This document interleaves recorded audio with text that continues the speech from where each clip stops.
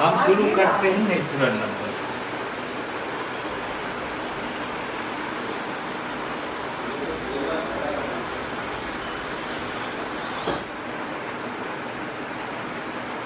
ये है natural numbers.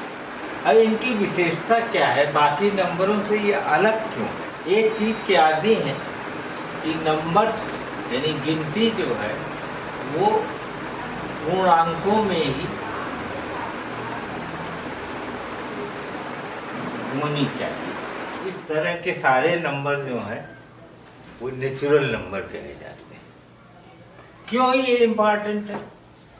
क्यों नेचुरल नंबर इम्पॉर्टेंट है? क्योंकि जो भी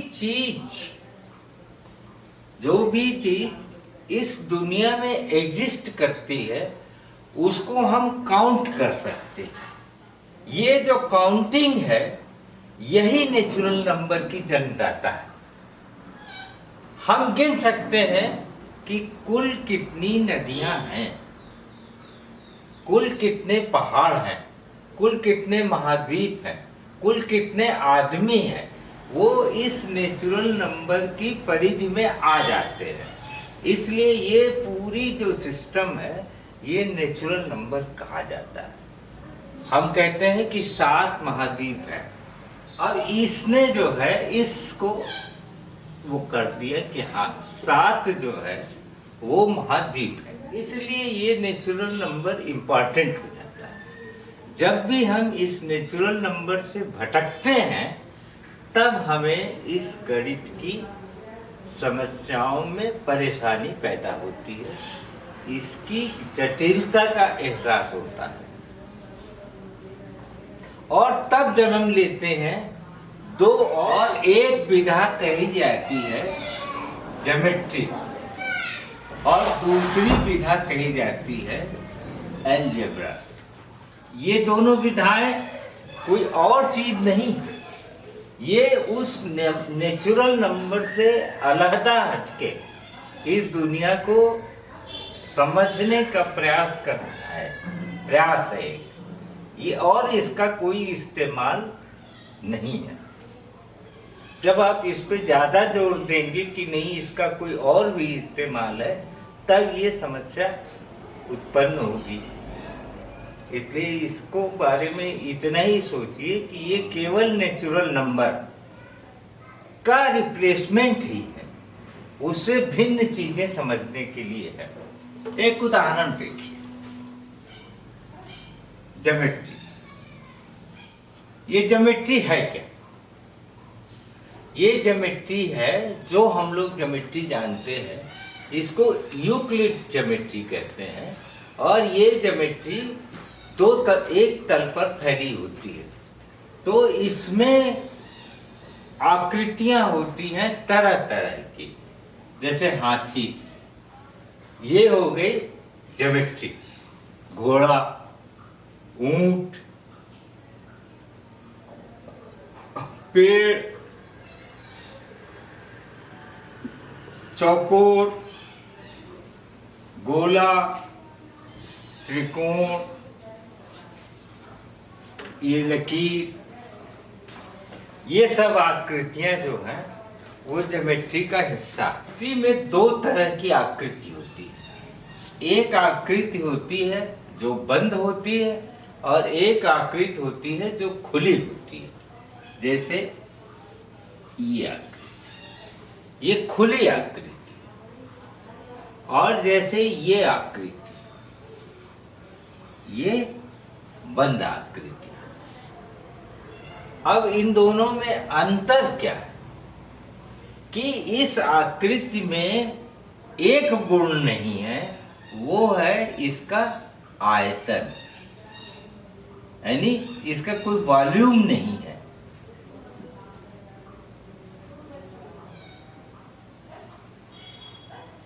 और इसका आयतन है, इसके अंदर जो चीज है इसका आयतन है। इन दोनों में ये डिफरेंस बड़ा है। अब हम अपने मेन मुद्दे पे आते हैं कि जो ये बंद हुई आकृतियां हैं ये बहुत तरह की होती है। लेकिन इसमें जो सबसे महत्वपूर्ण आकृति है वो ये, इसको कहते हैं वृत्त।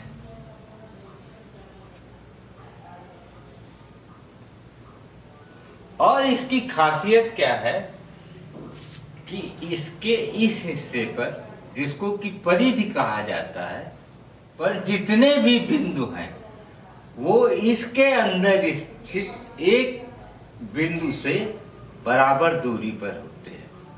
और ये बराबर दूरी क्या कही जाती है? रेडियस।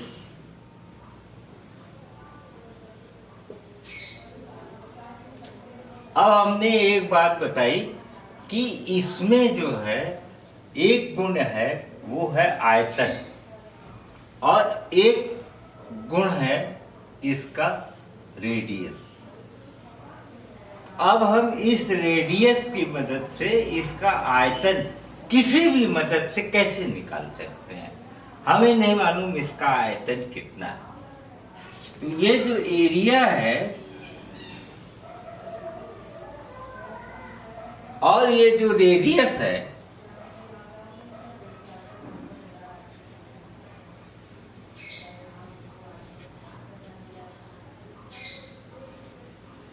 ये फिक्स होता है।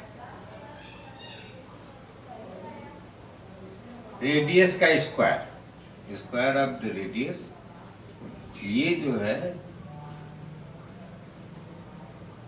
एक कांस्टेंट है। अब इस कांस्टेंट के बारे में हम लोग कुछ नहीं जानते, इसका नाम हमने रख दिया पाई।